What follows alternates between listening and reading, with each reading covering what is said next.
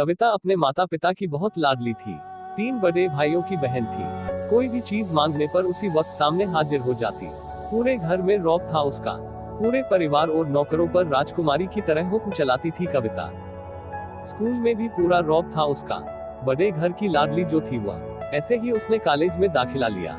उसके ठाठ बाट, बड़ी गाड़ी में आना जाना, हर दिन नया फैशन देखकर हर कोई उससे दोस्ती करना चाहता था। थोड़े ही दिनों में उसके बहुत से दोस्त बन गए। पूरे कॉलेज में उसकी अपनी ही एक पहचान थी। इन दिनों उसके घर एक रिश्ता आया। खानदानी लोग थे और पापा की पुरानी जान पहचान थी उनके साथ। कविता के साथ कोई जबरदस्ती नहीं थी, पर कविता ने फिर भी हाँ कर दी, क्योंकि वह अपने परिवार से बहुत प्यार करती थी। वह जानती थी कि वह लोग उसका अच्छा ही सोचेंगे। लड़के का नाम राज था। राज काफी पढ़ा लिखा और समझदार लड़का था। ससुराल वाले भी बहुत अच्छे थे। ससुराल में कविता की जगह वैसी ही थी जैसी कि मायके में। कोई भी कार्य कविता की सलाह के बिना नहीं होता था। सबकी लाडली बहू बन गई थी वह। फिर उसके घर एक बेटे का जन्म हुआ। राहुल कविता को जान से प्यारा था। पोता पाकर ससुराल वाले तो फूले नहीं समाते थे। कविता कभी कभी सोचती कि उसकी किस्मत कितनी अच्छी है। उसका हर अपना उसे कितना प्यार करता है। चाहे जीवन में कैसा भी समय आए, मेरे अपने हमेशा मेरे साथ है। मैं कभी अकेली नहीं हो सकती। कितनी खुशकिस्मत हूँ मैं। पर शायद कविता की खुशियों को उसकी अपनी ही नजर लग गई थी। एक दिन वह मायके जाने की जिद कर बैठी। राज को बहुत काम था, लेकिन वह फिर भी उसे ले गया। रास्ते में उनकी गाड़ी अन्य गाड़ी से टकरा गई।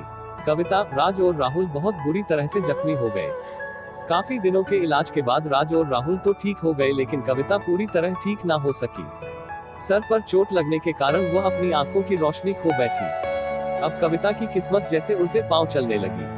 मायके वाले कुछ दिनों तक उसे मिलने आते रहे, फिर कभी कभार फोन ही करके पूछ लेते कि अब कैसी हो। धीरे धीरे ये सिलसिला भी कम हो गया। ससुराल वालों की सहानुभूति भी कम होने लगी। घर में किसी को पास बैठने के लिए कहती तो जवाब मिलता, बहुत काम है, अब तुम भी हाथ नहीं बंटा सकती। राज भी चिड़चिड़ा हो गया था। बस राहुल ही था उसके साथ, जिसके साथ हंसते खेलते उसका वक्त गुजरता। एक दिन कविता के हाथ से कुछ सामान गिर गया, जिसकी वजह से राहुल को हल्की सी चोट लग गई। कविता के सास ससुर ने राहुल को उससे अलग कर दिया कि कहीं उसके ना देखने की वजह से बच्चे का कोई नुकसान ना हो जाए। कविता अंदर से टूट चुकी थी। एक दिन उसने सबके सामने मायके जाने की इच्छा रखी तो राज उसे तुरंत मायके छोड़ आया, जैसे कि वह भी यही चाहता था। लेकिन राहुल को उसके साथ नहीं भेजा गया। कविता कभी राहुल से दूर नहीं रही थी, पर अपनी कमी के कारण उसने ज्यादा बहस नहीं की। कविता को लगा कि वह 3-4 दिन वहां रहेगी तो थोड़ा हवा पानी बदल जाएगा, क्योंकि वह कितने दिनों से कहीं भी बाहर नहीं गई थी। घर वाले भी इतने दिनों बाद उसे देखकर कितने खुश होंगे। कविता के घर पहुंचने पर सब लोग बहुत खुश हुए। खाने में सब कुछ कविता की पसंद का ही बना था। उसने अपने मम्मी पापा और भाई भाभीियों से दिल खोलकर बातें की। उनके छोटे छोटे बच्चे भी बुआ के साथ घुल मिल गए थे। रात को सोने के वक्त जब वह कपड़े बदलने लगी तो उसे पता चला कि उसका बैग तो बहुत भरा हुआ था। वह सब समझ गई। वह बहुत उदास हो गई। कुछ दिनों तक तो सब ठीक रहा, फिर जैसे सब बदलने लगा। सबका व्यवहार बदल रहा था। वह लोग जैसे थक चुके थे उससे। सब लोग घूमा फिरा कर पूछने लगे कि राज कब आ रहा है उसे ले जाने।